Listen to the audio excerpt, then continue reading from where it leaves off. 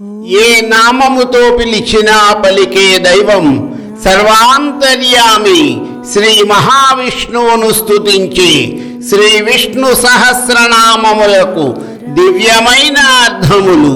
9వ భాగము. శివః పురుషులలో ఉత్తముడు, ప్రధాన పురుషేశ్వరుడు అయిన పరంధాముడు సర్వాంతర్యామి. అన్ని రూపములు అతనివే, అన్ని నామములు అతనివే. సర్వదేవ నమస్కారః కేశవం ప్రతి గచ్చతి అన్నట్లుగా ఏ నామముతో పిలిచినా పలికే దైవం అతడు. సర్వనాముడు సర్వాంతర్యామి అయిన శ్రీ విష్ణు భగవానుని శ్రీ విష్ణు సహస్రనామ స్తోత్రము శివః అన్న నామము చే కీర్తించింది. త్రిగుణాతీతమైన శుద్ధ స్వరూపమైనందువలన ఆయనకు శివః నామము సార్థకమైనది. శివః అను నామమునకు మంగళములను సొగువాడు, శుభంకరుడు అని అర్థములు ఉన్నాయి. సబ్రహ్మ సశివః అన్న వేదవాక్యములో ఉపదేశింపబడిన అభేదము వలన శివాది నామములచే శ్రీహరి కీర్తించబడినాడు. ఎవరు సుఖస్వరూపులో దైవికానందమును ఎల్లప్పుడూ అనుభవిస్తూ పరమాత్మతోనే ఐక్యమై ఉంటారో వారిని శివులు అని వ్యవహరిస్తారు.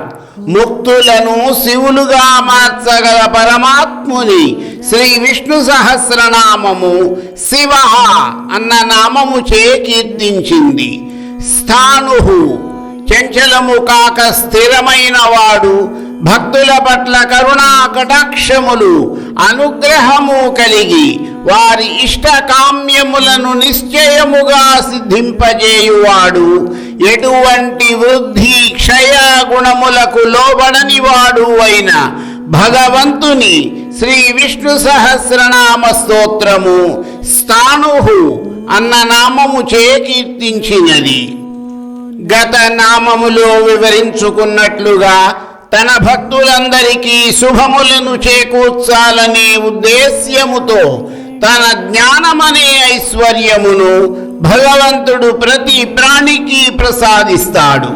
ఈ శివ సంకల్పము అనేది ఒక నిమిషములో ఉదయించి మరు నిమిషములో అంతరించేది కాదు. అది స్థిరంగా, శాశ్వతముగా, స్థాణువుగా, ఎటువంటి చలనము లేకుండా ఉంటుంది. ఈ విశ్వమంతటిలోనూ ప్రతి అణువులోనూ వ్యాపించి స్థిరముగా, స్థాణువుగా ఉన్న శ్రీ మహావిష్ణువును శ్రీ విష్ణు సహస్రనామ స్తోత్రము స్థాణుః అన్న నామము చే కీర్తించింది. శివస్థాణుః అన్న పూర్వనామమును కూడా కలిపినట్లయితే శివుని యందు అంతర్యామిగా ఉన్నవాడు అని అర్థము.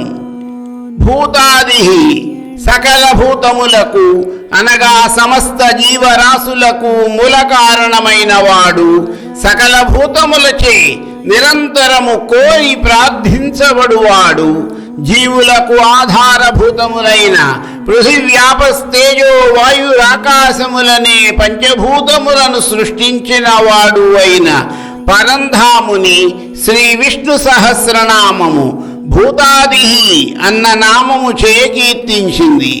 అన్ని భూతములకు ఆదిభూతము కావడము వలన జీవులందరికీ చైతన్యము ఆ ఆదిభూతమైన పరమాత్ముని నుండే లభిస్తుంది.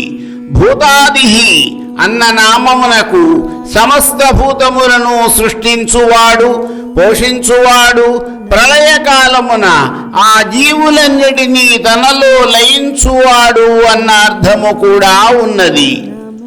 నిధిరవ్యయః ఒకే చైతన్య బిందువైన పరమాత్మ స్వరూపము సమస్త జీవరాశులకు వేరువేరుగా చైతన్యమును ప్రసాదిస్తుంది. యుగ యుగాలుగా జీవరాశులకు నిరంతరము చైతన్యమును ప్రసాదిస్తున్నా కూడా ఏమాత్రము తరిగిపోని అక్షయ పాత్రలాగా అవ్యయ నిధి కలిగిన వాడు పరమేశ్వరుడు. తరుగని పెన్నిధి అయిన భగవానుడు కల్పాంత ప్రళయకాలమందు సమస్త ప్రాణికోటులను తనయందే భద్రపరుచుకుని తిరిగి సృష్టి ప్రారంభకాలమున విడుదల చేయువాడగుటచే జీవులన్నిటినీ భద్రపరచుకునే పరమాత్ముని శ్రీ విష్ణు సహస్రనామము నిధిరవ్యయ అన్న నామము చే కీర్తించింది. సంభవ జగద్గురువైన శ్రీకృష్ణ భగవానుడు భగవద్గీతలోని 4వ అధ్యాయమైన జ్ఞాన కర్మ సన్యాస యోగములోని 8వ శ్లోకములో ఈ విధముగా వివరించారు. పరిత్రాణాయ సాధూనాం వినాశాయ చ దుష్కృతాం ధర్మ సంస్థాపనార్థాయ సంభవామి యుగే యుగే. ధర్మాత్ములను కాపాడడానికి, దుష్టులను నిర్మూలించడానికి మరియు ధర్మసూత్రములను తిరిగి ప్రతిష్టాపించడానికి నేను ఈ లోకంలో ప్రతి యుగమునందు అవతరిస్తాను.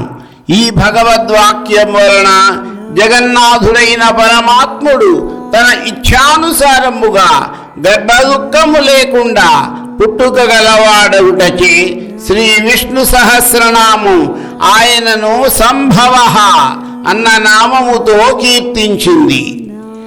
ఈశ్వర సంకల్పానికి సాధ్యము కానిది అంటూ ఏముంటుంది? సమస్తమును సంభవింపచేయగలిగిన వాడు కాబట్టి ఈ ప్రపంచము ఆయనను సంభవుడని స్తుతించింది. భావన యద్భావం తద్భవతి అన్నట్లుగా తనను ఏ విధముగా తలుచుకున్న వారికి ఆ విధముగా దర్శనమిచ్చువాడు, వారి కోరికలను కర్మలను అనుసరించి వారికి ఫలితములను ప్రసాదించువాడు కనుక శ్రీ విష్ణు సహస్రనామము పరమేశ్వరుని భావన అన్న నామముతో కీర్తించింది.